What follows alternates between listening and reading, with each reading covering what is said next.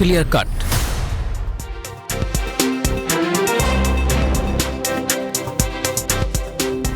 नमस्कार, मैं हूं रंजीत कुमार और आप देख रहे हैं क्लियर कट।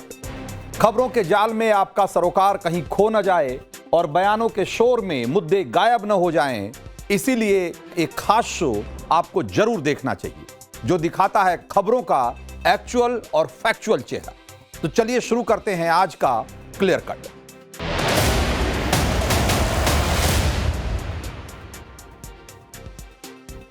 तो क्या लोकसभा में विपक्ष के नेता यानी कि leader of opposition Rahul Gandhi संवैधानिक समारोहों के बायकॉट मिशन पर हैं?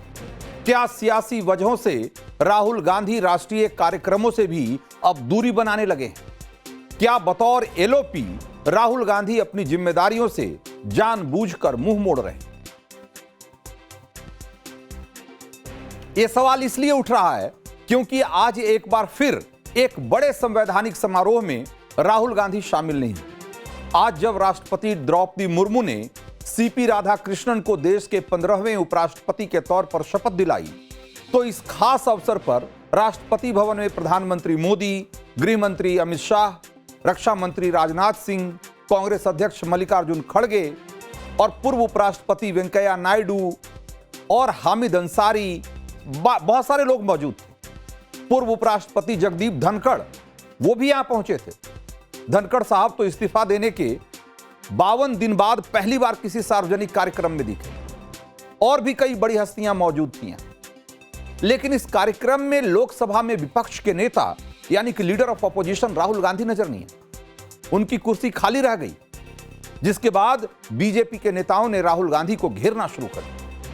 आरोप लगाना शुरू कर दिया कि राहुल गांधी को न संविधान की परवाह है, न लोकतांत्रिक मर्यादाओं का ध्यान, और न ही बतौर लीडर ऑफ अपोजिशन वो अपनी जिम्मेदारी ठीक से निभा रहे हैं। यह भी कहा गया कि राहुल गांधी के पास मलेशिया में छुट्टियां बिताने का वक्त है, लेकिन इस तरह के आधिकारिक संवैधानिक समारोह में जाने का टाइम नहीं उनके पास। कांग्रेस ने अपने नेता राहुल गांधी का यह कहकर बचाव किया कि ऐसा कोई प्रोटोकॉल नहीं है जिसके तहत विपक्ष के नेता को हर आधिकारिक समारोह में शामिल होना जरूरी हो। पवन खेड़ा ने तो यहां तक कह दिया कि राज्यसभा में विपक्ष के नेता खड़गे साहब हैं और वो तो मौजूद थे, इसलिए बेवजह राहुल की गैर मौजूदगी को मुद्दा नहीं बनाया जाना। चलिए एक बार कांग्रेस के इस लॉजिक को मान भी लिया जाए कि उपराष्ट्रपति राज्यसभा के चेयरमैन होते हैं, इसलिए कांग्रेस ने राज्यसभा के नेता विपक्ष खड़गे साहब को तो भेज ही दिया था और राहुल नहीं गए तो नहीं गए। लेकिन यह सवाल तो उठता ही है ना कि आखिरकार राहुल गांधी इतने कहां बिजी थे कि शपथ ग्रहण में जाने का उनको टाइम नहीं मिला। तो पता यह चला कि आज राहुल गांधी का गुजरात के जूनागढ़ जाने का प्रोग्राम था और जूनागढ़ में कांग्रेस प्रशिक्षण शिविर चल रहा है। राहुल गांधी को यहां दोपहर में पहुंचना था और वो वहां पहुंच भी चुके हैं। वैसे उपराष्ट्रपति के शपथ ग्रहण का कार्यक्रम तो सुबह में ही निपट गया था और जूनागढ़ की फ्लाइट के लिए राहुल का काफिला उनके आधिकारिक आवास से उपराष्ट्रपति का शपथ ग्रहण समारोह खत्म होने के आधे घंटे बाद निकला। तो जूनागढ़ का कार्यक्रम दोपहर में था। ऐसे में स्पष्ट है कि अगर राहुल गांधी चाहते तो दोनों कार्यक्रमों में शिरकत कर सकते थे, लेकिन नहीं गए। संवैधानिक कार्यक्रमों से ज्यादा या ये कहें कि बहुत ज्यादा तवज्जो उन्हें अपनी पार्टी के काम को दे रहे हैं। लेकिन ये कोई पहली बार नहीं हो रहा है जब राहुल गांधी ने अपनी चॉइसेस से लोगों को चौंकाया हो। उनका कुछ हाल का रिकॉर्ड आप देखिए। 15 अगस्त 2025 को लाल किले पर स्वतंत्रता दिवस समारोह में राहुल गांधी शामिल नहीं हुए और पार्टी दफ्तर में जब खड़गे ने तिरंगा फहराया तो इस दौरान राहुल गांधी वहां पर मौजूद। इसी तरीके से 26 जनवरी 2025 को रिपब्लिक डे परेड में भी राहुल गांधी शामिल नहीं हुए और इससे पहले 11 नवंबर 2024 को जब तत्कालीन chief justice of India Sanjeev Khanna को शपथ दिलाई जा रही थी तो उस कार्यक्रम में भी राहुल गांधी शामिल नहीं हुए। ऐसे में सवाल उठता है कि क्या नेता विपक्ष का एक तरीका संविधान के हिसाब से मर्यादित है?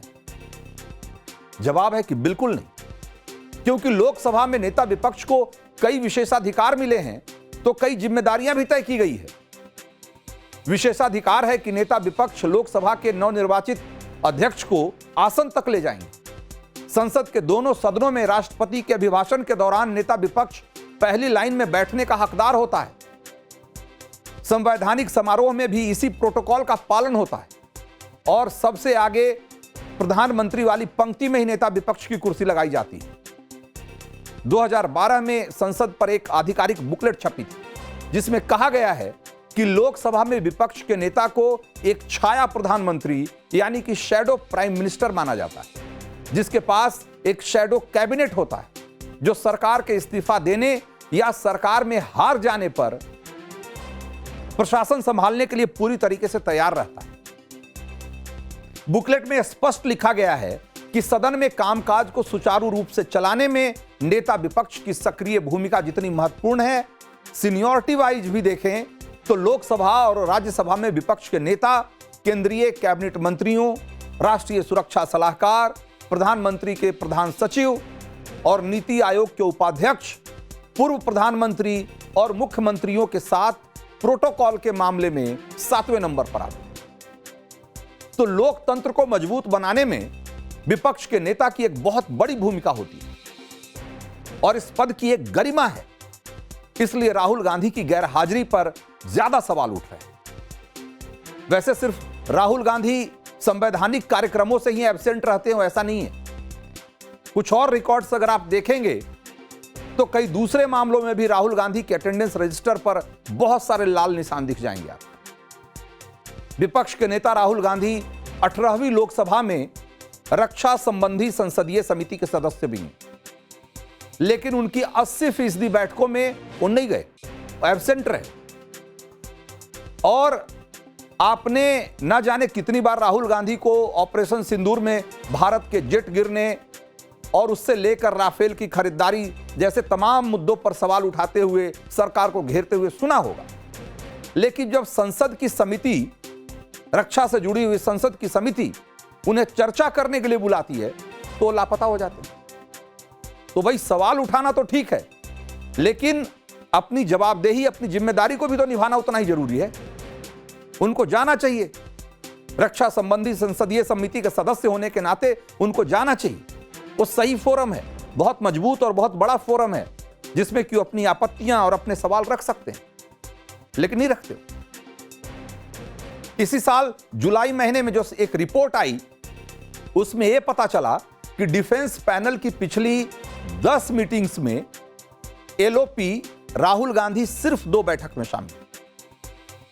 17वीं लोकसभा में बतौर सांसद भी राहुल गांधी का ट्रैक रिकॉर्ड देखेंगे तो बहुत अच्छा नहीं दिखेगा। राहुल गांधी की लोकसभा में उपस्थिति सिर्फ 51% रही, जबकि एक नेशनल एवरेज जो है वो करीब करीब 80% का है, 79%। राहुल ने 8 बहस में सिर्फ भाग लिया, सिर्फ 8 बहस, जबकि राष्ट्रीय औसत जो है वो करीब 46.7 का है। राहुल गांधी ने 99 सवाल पूछे, जबकि नेशनल एवरेज जो है वो 210 का है। और इस बार के मॉनसून सेशन के बुनियादी आंकड़े बताते हैं कि राहुल गांधी 30 दिन के सत्र में केवल 15 दिन वहां मौजूद। और राहुल गांधी के गायब होने की टाइमिंग जो है वो भी एक तरीके से आपको कई बार चौंकाती है। 2012 के दिसंबर में जब देश भर में निर्भया वाले मामले को लेकर पूरे देश में आंदोलन हो रहा था और बड़ी संख्या में दिल्ली में लोग सड़क पे थे, पूरे देश में लोग विरोध प्रदर्शन कर रहे थे, उस समय राहुल गांधी वहां मौजूद नहीं थे, जबकि उस समय केंद्र और दिल्ली दोनों ही जगहों पर उनकी सरकार थी। 2014 के लोकसभा चुनाव के ठीक पहले राहुल अचानक छुट्टियां मनाने कहीं चले गए, विदेश चले गए। फिर 2015 में असम चुनाव के बीचों बीच राहुल गांधी फ्रांस चले गए। साल 2015 की शुरुआत में 57 दिन तक राहुल बैंकॉक और म्यांमार घूम रहे थे। उसी ढंग से साल 2016 में जब पंजाब चुनाव होना था तब वो इंग्लैंड के दौरे पर चले गए। और इसी साल मार्च में संसद में बजट सत्र के दौरान दावा किया गया कि राहुल गांधी तो वियतनाम की यात्रा पर हैं। वैसे तो ये किसी का पर्सनल डिसीजन होता है कि वो जहां चाहे जा सकता है, लेकिन राहुल जिस पद पर हैं उसकी एक गरिमा तो है ही, उसकी जिम्मेदारियां भी है और इस जिम्मेदारी को उनको समझना पड़ेगा। उपराष्ट्रपति के शपथ ग्रहण समारोह में वो जाएं या न जाएं, ये उनका निजी फैसला जरूर हो सकता है, लेकिन एलओपी होने के नाते उनसे उम्मीद की जाती है कि इस तरह के संवैधानिक मौकों पर उन्हें मजबूत रहना चाहिए, वहां पर मौजूद रहना चाहिए और इससे इस देश का लोकतंत्र मजबूत दिखता है। इससे दिखता है कि इस देश के लोकतंत्र में कितनी गहराई है। लेकिन एलओपी की गैर मौजूदगी ये बताती है कि इस तरह के संवैधानिक कार्यक्रमों को लेकर राहुल गांधी की सोच क्या है और कितने हल्के में लेते हैं ऐसे कार्यक्रमों को राहुल गांधी। तो क्लियर कट में अब वक्त है अगली स्टोरी का और आपको यह बताने का कि बाके बिहारी के किस खजाने का द्वार 54 साल बाद खुलने जा रहा है।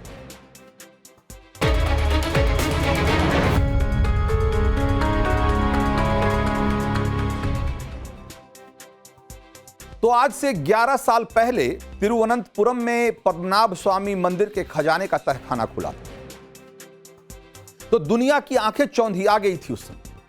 उसके 6 तहखाने से 22 बिलियन डॉलर यानी कि 1 लाख करोड़ से ज्यादा की संपत्ति मिली थी। सोने चांदी के सिंहासन, छत्र, मुकुट, आभूषण, सिक्के, हीरे जवाहरात के ढेर, बहुत लंबे समय तक इसकी चर्चा होती रही और इसी के साथ यह अटकलें भी लगाई जाती रही कि भारत के बाकी प्रसिद्ध मंदिरों में भी क्या ऐसा ही खजाना है। तो ऐसे ही एक और प्रसिद्ध मंदिर के खजाने का रहस्य खुलने वाला है। मैं बात कर रहा हूं वृंदावन के मशहूर बाके बिहारी मंदिर का, जिसके भक्त दुनिया के कोने कोने में हैं और जहां औसतन हर रोज 50,000 भक्त दर्शन के लिए आते हैं। शनिवार रविवार को तो यह आंकड़ा 2 गुना हो जाता है, यानी 1 लाख के आसपास, और त्योहारों और खास मौकों पर तो यह संख्या 5 लाख से ऊपर पहुंच जाती है। और ये नंबर, ये आंकड़े इसलिए मैं आपको गिना रहा हूं ताकि मंदिर में चढ़ने वाले चढ़ावे का आप अंदाजा लगा सकें। तो राजाओं के दौर से लेकर आज तक की अगर बात करूं तो ठाकुर जी यानी कि भगवान बाके बिहारी जी को जो भक्त हैं हमेशा दिल से चढ़ावा चढ़ाते रहे हैं, दिल खोल कर चढ़ावा चढ़ाते रहे, और इसमें बेशकीमती वस्तुओं का गुप्त दान भी शामिल, जिसे भक्त दुनिया से नजरें बचाकर ठाकुर जी को अर्पित करते हैं। और यही गुप्त दान मंदिर के गर्भगृह के नीचे बने एक खजाने में जमा होता रहता है। वही सीक्रेट तहखाना 54 साल बाद खुलने जा रहा है। बाके बिहारी मंदिर की हाई पावर्ड कमेटी के अध्यक्ष और इलाहाबाद हाई कोर्ट के रिटायर्ड जज अशोक कुमार की अध्यक्षता में हुई बैठक में फैसला किया गया है और इसी के साथ चर्चा यह गर्म हो गई है कि बाके बिहारी जी के खजाने से क्या क्या निकलने वाला है, क्या क्या मिलने वाला है। तो क्लियर कट में आज उसी की परतें खोलूंगा और उससे जुड़े रहस्य आपके सामने रखूंगा और उससे जुड़ी कहानियां और उससे जुड़े विवाद भी आपको बताऊंगा। लेकिन उससे पहले आपको आर्टिफिशियल इंटेलिजेंस की नजर से दिखाता हूं कि बाके बिहारी मंदिर के तहखाने में क्या क्या होने की अटकलें लगाई जा रही। तो बाके बिहारी मंदिर के तहखाने में जिन बहुमूल्य वस्तुओं के होने की जानकारी सेवायतों को है, पुराने कागजातों में जिसका जिक्र किया गया है, उसमें सहस्त्र फणी रजत शेषनाग यानी कि कहिए कि 1000 फण वाला चांदी का शेषनाग, सोने का मयूर हार, स्वर्ण कलश में नवरत्न, हीरे जवाहरात से जड़ी सोने की छड़ियां और बांसुरियां, सोने की गिन्नियां और चांदी के सिक्कों का ढेर। इसके अलावा बहुत कीमती आभूषण और गहने भी इसमें शामिल हैं। और इसी खजाने में बाके बिहारी जी के लिए शहीद हुए गोस्वामी रूपानंद जी महाराज, मोहनलाल जी महाराज को समर्पित प्रशस्ति पत्र और श्रद्धांजलि उल्लेख पत्र आदि भी इसमें शामिल है। और यही वजह है कि ब्रिटिश शासन के दौरान बाके बिहारी मंदिर के खजाने वाले गुप्त तहखाने में सेंध लगाने की कई बार कोशिश की गई। साल 1926 में बाके बिहारी के खजाने से कुछ चीजें चुराने में चोरों का एक गैंग कामयाब भी हो गया। तब मंदिर के खजाने की सुरक्षा में हुई लापरवाही को लेकर बहुत हो हल्ला मचा था और उसके 10 साल बाद 1936 में भी तहखाने में चोरी की रिपोर्ट पुलिस में लिखाई गई थी। जिसमें 4 आरोपी पकड़े भी गए। कहा जाता है कि उसी के बाद बाके बिहारी मंदिर के तहखाने का मेन गेट लोहे की मोटी जंजीरों से बंद कर दिया गया और मंदिर में खजाना होने की जो बात थी उसको एक तरीके से दबा दिया गया। लोगों के बीच इस बात को खारिज किया जाने लगा कि इस मंदिर में कोई तहखाना और कोई खजाना भी है, ताकि फिर से वहां चोरी की कोशिश नहीं। और हां, इसी दौरान बाके बिहारी जी के मूर्ति के पास ही एक छोटा सा मुहाना यानी मोखा बना दिया गया, जो कुछ हाथ लंबा है और ये मुहाना तहखाने में खुलता है और वहां से बाके बिहारी जी को चढ़ावे में आई बहुमूल्य वस्तुओं को डाला जाता है। गुप्त दान करने वाले श्रद्धालु भी उसी मोखे से अपनी भेंट बाके बिहारी जी को अर्पित करते हैं। बताया जाता है कि बाके बिहारी मंदिर के गर्भगृह के पास एक बंद कमरा है और तहखाने का रास्ता उसी कमरे से होकर जाता है। बाके बिहारी मंदिर के खजाने की खबर की पड़ताल के लिए नवभारत संवाददाता अभिषेक राज भी वहां पहुंचे हैं और उनकी एक छोटी सी रिपोर्ट आपको दिखाता हूं। इस वक्त हम वृंदावन में मौजूद हैं और ये देखिए आप मेरे पीछे श्री बाके बिहारी मंदिर देख रहे हैं। श्री बाके बिहारी मंदिर में बाके बिहारी जहां पर विराजमान हैं, उनके सिंहासन के ठीक नीचे ही ये तोशित खाना है और वहीं पे पूरा का पूरा जो खजाना है वो मौजूद है। ये जो आप मंदिर देख रहे हैं, मंदिर के अंदर अगर मैं आपको बताऊं तो ये जो दीवार आप सामने देख रहे हैं, गेट नंबर 1 के सामने निकासी द्वार जो है, वहां पर लेफ्ट हैंड साइड में, यानी कि ये जो आप देख रहे हैं, ये यहाँ पर जहां बाके बिहारी विराजमान है, उनके सिंहासन के ठीक नीचे जो है वो एक तोशित खाना है और उसी के अंदर जो खजाना है वो मौजूद है। ये जो आप लेफ्ट में देख रहे हैं, यहीं पे बाके बिहारी विराजमान है, उनका सिंहासन है और उनके सिंहासन के बगल से एक रास्ता जाता है जो कि नीचे तोशित खाने की तरफ जाता है और वहीं पे जो खजाना है वो मौजूद है। 71 में, साल 1971 में आखिरी बार इस खजाने को खोला गया था। उस वक्त कई सारे हीरा जवाहराती की जो चीजें थी वो निकल के सामने आई थी और अब 54 साल बाद एक बार फिर से इस खजाने को खोला जा रहा है। तो लोगों के अंदर भी वो कौतूहल है, लोगों के अंदर भी वो जानने की इच्छा है कि आखिर उस खजाने में क्या क्या चीजें हैं और जब खुलेंगे वो खजाने तो फिर क्या क्या चीजें निकल के आएंगी। तो मामला चूंकि तहखाने में बंद खजाने का है, इसीलिए बाके बिहारी जी मंदिर में उनके एंट्री गेट को खोलने के लिए एक स्पेशल कमेटी बनाई गई। इसमें ऑडिटर, सिविल जज, एसीएम वृंदावन, सीओ वृंदावन, इसके अलावा गोस्वामी जो समुदाय है उसके सदस्य भी इसमें शामिल रहे। एक कमेटी अपने सामने तहखाना खुलवाएगी, उसका वीडियोग्राफी करवाएगी और वहां मिले बेशकीमती सामानों की एक इन्वेंट्री बनाई जाएगी, यानी कि उसकी एक सूची बनाई जाएगी, एक लिस्ट तैयार की जाएगी और फिर उस कमेटी के सभी सदस्यों के सामने उस पर दस्तखत होंगे और फिर ये रिपोर्ट मंदिर ट्रस्ट को सौंप दी जाएगी। बाके बिहारी मंदिर में आने वाले भक्तों को उनके खजाने के बारे में क्या जानकारी है, क्या वो जानते हैं कि वहां कोई ऐसा बड़ा खजाना है? नवभारत संवाददाता अभिषेक राज ने इसे टटोलने की कोशिश की तो ये पता चला कि मंदिर में आने वाले श्रद्धालुओं को जरा भी इस बात का इल्म नहीं है कि वहां कोई बड़ा खजाना भी है। जरा सुनिए। आप लोग यहाँ दर्शन करने के लिए आए हैं? हाँ जी। आपको जानकारी है यहाँ बाके बिहारी में खजाना भी है नीचे? नहीं, इसके बारे में कोई जानकारी नहीं? कोई जानकारी कभी पता नहीं कर पाए? नहीं, कभी पता नहीं। आपको पता था कि यहाँ जानकारी खजाना है इसके बारे में? नहीं, जानकारी नहीं थी। देखिए यहाँ लोग हैं, इनको पता नहीं है। आपको जानकारी थी यहाँ पे खजाना है? नहीं, हम तो दर्शन करने आए दर्शन हैं। किया। कभी सुना था आपने? आप नहीं। अच्छा, आप लोग भी दर्शन करने आए हैं? हम दर्शन, आपको जानकारी थी यहाँ पर खजाना है बाके बिहारी में? हमको जानकारी नहीं। आपको जानकारी थी? नहीं, जानकारी। देखिए महाराज जी, आपको जानकारी थी अंदर खजाना है? राधे राधे। सबसे पहले तो मैं आपसे ये कहूंगा कि खजाने को छोड़कर सबसे पहली बात यहाँ पे जो बात उठी थी वो सबसे पहले उठी थी कॉरिडोर की। आपको भी पता है, हमको भी पता है, जितने भी लोग हैं सबको पता है। तो कॉरिडोर की बात तो बिल्कुल साइड कर दी गई सरकार द्वारा और पूरा ध्यान सरकार का आ गया बिहारी जी के पैसे पर। तो मैं तो ये पूछना चाहूंगा सबसे पहले, जब तुम कॉरिडोर का मैटर लाए थे तो खजाने का मैटर ही क्यों बीच में आया?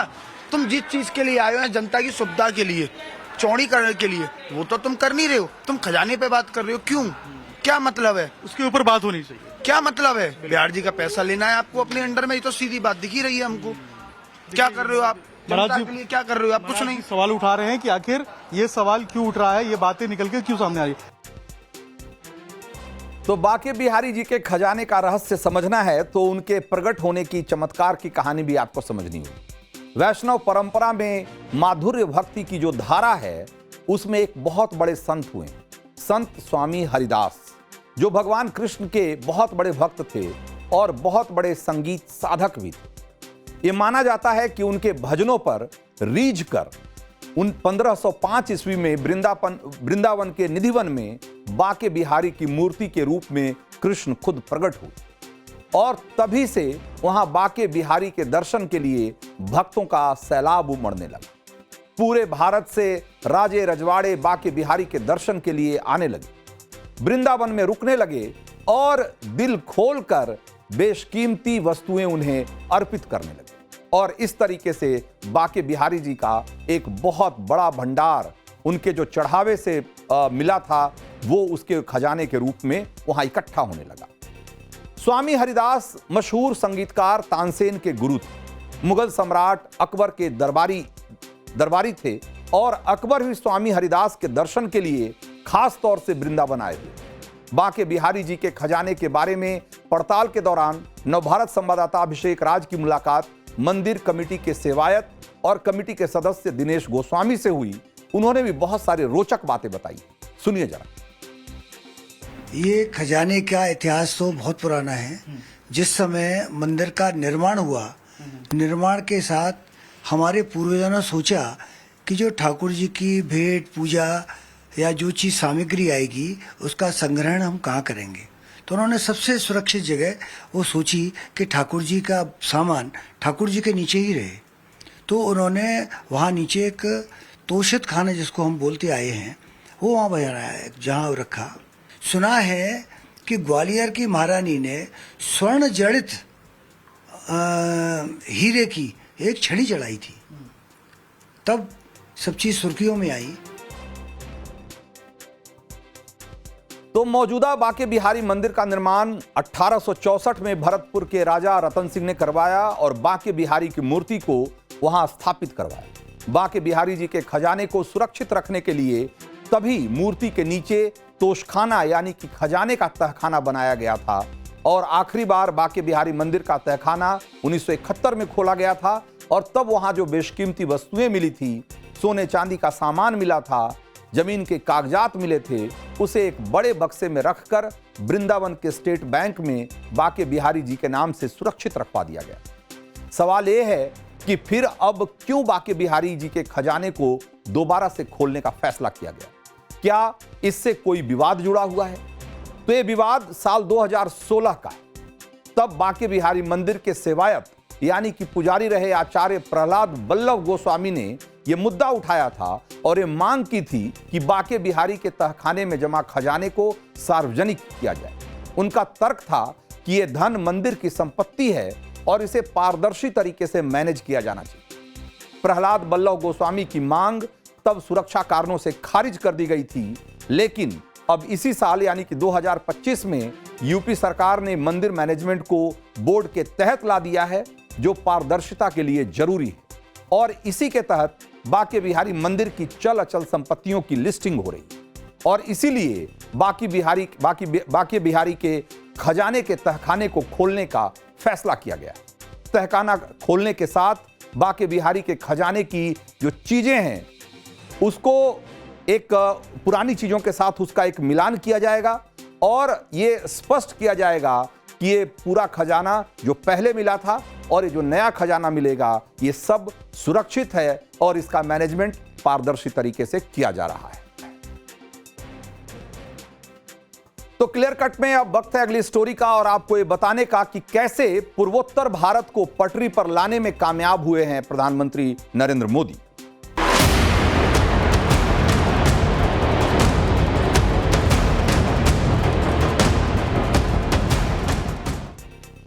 तो क्या आपके जेहन में कभी देश के पूर्वोत्तर वाले हिस्से को लेकर ख्याल आते हैं? मसलन देश का नॉर्थ ईस्ट कहा जाने वाला इलाका कैसा है, लोग कैसे हैं, परंपराएं कैसी है, रीति रिवाज क्या है, कितना खूबसूरत है, वगैरह वगैरह। जाहिर है ख्याल आते होंगे, लेकिन अब सोचने की नहीं, उसको देखने का समय आ गया। आपको कुछ तस्वीरें दिखाते हैं। तो चारों तरफ हरे भरे पहाड़ हों, बड़े बड़े पुल और लंबी सुरंगों के बीच से गुजरती ट्रेन से अद्भुत नजारे दिखाई दें, साफ सुथरे स्टेशन और हर फासले पर देश की अलग अलग विरासत की झलक दिखाई दे, तो कैसा लगेगा? जाहिर है अच्छा लगेगा। और ऐसा लगने वाला है क्योंकि आजादी के 78 साल बाद पूर्वोत्तर के विकास की गाथा में एक अभूतपूर्व अध्याय जुड़ने वाला है। मिजोरम की राजधानी आइजोल देश के रेल नेटवर्क से जुड़ने वाली। प्रधानमंत्री नरेंद्र मोदी कल यानी कि 13 सितंबर को पूर्वोत्तर के राज्यों मणिपुर और मिजोरम का दौरा करेंगे और मणिपुर में जातीय हिंसा के 2 साल बाद प्रधानमंत्री का यह पहला मणिपुर दौरा है। कुकी और मैतेई समुदाय के बीच 2 साल पहले मणिपुर में हिंसा भड़की थी और इस हिंसक झड़प में या यूं कहे कि इस हिंसक झगड़े में 260 से ज्यादा लोगों की जान चली गई और हजारों लोग विस्थापित हुए। मणिपुर में पीएम मोदी इस दौरे में 1300 करोड़ रुपए की परियोजनाओं का शिलान्यास और उद्घाटन करेंगे। चूड़ाचांदपुर में एक रैली को भी संबोधित करेंगे। चूड़ाचांदपुर मणिपुर का वही इलाका है जहां सबसे ज्यादा हिंसा हुई थी, लेकिन प्रधानमंत्री मोदी के पूर्वोत्तर दौरे की शुरुआत मिजोरम से होनी है, जहां प्रधानमंत्री 9000 करोड़ की परियोजनाओं का शिलान्यास और उद्घाटन करने वाले हैं। मिजोरम की राजधानी आइजोल से दिल्ली के लिए पहली राजधानी एक्सप्रेस ट्रेन को हरी झंडी दिखाने वाले हैं पीएम, और ये ट्रेन आइजोल के सैरांग स्टेशन को दिल्ली के आनंद विहार टर्मिनल से जोड़ने वाली है। इस रेल नेटवर्क की खासियत और विस्तार को बताती आइजोल से टाइम्स नाउ नवभारत संवाददाता भावना किशोर की एक छोटी सी रिपोर्ट देखी। इस वक्त हम मौजूद है साइरंग रेलवे स्टेशन पर और यहीं से अगर बात करें तो बैराबी तक 51 किलोमीटर जो रेल लाइन की सुविधा है उसकी शुरुआत होने जा रही है। प्रधानमंत्री नरेंद्र मोदी इसकी सौगात मिजोरम राज्य को देंगे। अब आने वाले समय में यहां से जो लोग सफर करना चाहते हैं देश के किसी भी कोने में, उनके लिए काफी ज्यादा आसानी हो जाएगी। इसके अलावा रेलवे जो बुनियादी ढांचे का सीमावर्ती इलाके में पहुंचना सुरक्षा बलों के लिए एक गेम चेंजर की तरह साबित हो सकता है। फिलहाल आप ये तस्वीर देख सकते हैं, साइरंग रेलवे स्टेशन की तस्वीर है और आपको बताते चले कि यहाँ पर जैसे ही ट्रेन की शुरुआत होगी, जो किसान वर्ग है, युवा वर्ग है, व्यापारी है, उसके लिए एक बहुत बड़ी अपॉर्चुनिटी की तरह है। जो लोग बाहर बिजनेस करना जाना चाहते हैं, युवा वर्ग अगर पढ़ाई के लिए बाहर जाना चाहता है तो उसके लिए एक बहुत बड़ी अपॉर्चुनिटी साबित होने वाली है। तो भारतीय रेलवे की शुरुआत को 172 साल हो चुके हैं, लेकिन अब तक मिजोरम की राजधानी आइजोल सीधे रेल नेटवर्क से नहीं जुड़ी थी। आजादी के बाद पहली बार मिजोरम की राजधानी आइजोल को देश के रेल मानचित्र से जोड़ा गया है। लेकिन क्या यह इतना आसान था? यह चुनौती कितनी बड़ी थी और क्यों इसे देश की इंजीनियरिंग का कमाल माना जा रहा है? क्यों वो इंजीनियरों की काबिलियत का लोहा मान रहे हैं इस प्रोजेक्ट के पूरा होने पर? इसको जरा समझिए। तो ये वायरवी सैरांग रेल लाइन जो है, इसकी कुल लंबाई वैसे तो 51.31 किलोमीटर है और करीब 51 किलोमीटर रेल नेटवर्क्स में 55 बड़े और 87 छोटे पुल हैं। 38 किलोमीटर का सफर सुरंगों से होकर गुजरता है और कुल 48 सुरंगें इस रेल मार्ग पर बनाई गई। वैसे ये पहली बार या पहला रेल नेटवर्क नहीं है जिसमें पहाड़ों को काटकर सुरंगों के जरिए रेल पहुंचाई गई, लेकिन एक बात जो इस पूरे प्रोजेक्ट को बहुत खास बनाती है वो ये है कि देश का दूसरा सबसे ऊंचा पियर ब्रिज इसी रूट पर है और ये पुल 114 मीटर ऊंचा है, यानी कि कुतुब मीनार की जो ऊंचाई है उससे भी 42 मीटर ज्यादा ऊंचा। देश की इंजीनियरिंग की काबिलियत और अद्भुत और अविश्वसनीय कहानी को बयां करने वाली इस रिपोर्ट में क्या बता रही हैं भावना किशोर, जरा देखिए। आप मेरे पीछे ये जो ब्रिज देख रहे हैं, ये देश का दूसरा सबसे ऊंचा रेल ब्रिज है, जिसकी अगर हम बात करें तो ये करीब कुतुब मीनार से 42 मीटर ऊंचा है। आप ये तस्वीर देख के अंदाजा लगा सकते हैं कि दुर्गम पहाड़ियों के बीच इस रेल ब्रिज का निर्माण किया गया है। इस रेल ब्रिज को ब्रिज नंबर 144 कहा जा रहा है और 51 किलोमीटर जो रेल लाइन बैराबी से साइरंग तक तैयार हुआ है उसमें करीब 8071 करोड़ की लागत लगी है, जिसमें करीब 55 बड़े पुल आते हैं, 48 सुरंगें शामिल हैं। आप देख सकते हैं कि ये तस्वीर अपने आप में बयां कर रही है कि कितनी मुश्किलों के बाद कितना वक्त लगा है, इंजीनियरिंग मार्वल का कमाल है। अब जाकर ये जो रेल लाइन है वो बनकर तैयार हो चुकी है। अब यहाँ से ट्रेन होकर गुजरेगी। तो देश के दूसरे सबसे ऊंचे पियर ब्रिज की खासियत इतनी ही नहीं है। इस पुल के पिलर्स को जरा देखिए गौर से, पुल की ऊंचाई को देखिए, आपको अंदाजा लग जाएगा कि कैसे कई फीट गहरी घाटी में मजबूत और भारी भरकम पिलर तैयार किए गए हैं। ये कैसे मुमकिन हुआ, ये जानना भी जरूरी है। तो पुल को बनाने में छत्तीसगढ़ के भिलाई से 30 से 35 हजार टन स्टील लाया गया, जिसमें से 17,000 टन स्टील सिर्फ पुल बनाने में इस्तेमाल किया गया और पुल निर्माण में 7,500 टन से ज्यादा टीएमटी बार और 1878 टन स्ट्रक्चरल स्टील और 8,500 टन प्लेट इस्तेमाल किए गए। आप सोचिए, इसी से अंदाजा लगाइए कि ये कितनी बड़ी परियोजना थी। आप अंदाजा लगा सकते हैं कि पुल को बनाने में किस तरह की टेक्नोलॉजी और कितनी मेहनत लगी। असल में नॉर्थ ईस्ट के जो पहाड़ हैं वो थोड़े नए हैं और जिसके एक बड़े हिस्सा जो है वो नरम मिट्टी और ऑर्गेनिक मटेरियल से मिलकर बना हुआ है। ऐसे में एक तरीके से जो सुरंग और पुल जो बनाने का काम है इस इलाके में वो बहुत ही चुनौतीपूर्ण है।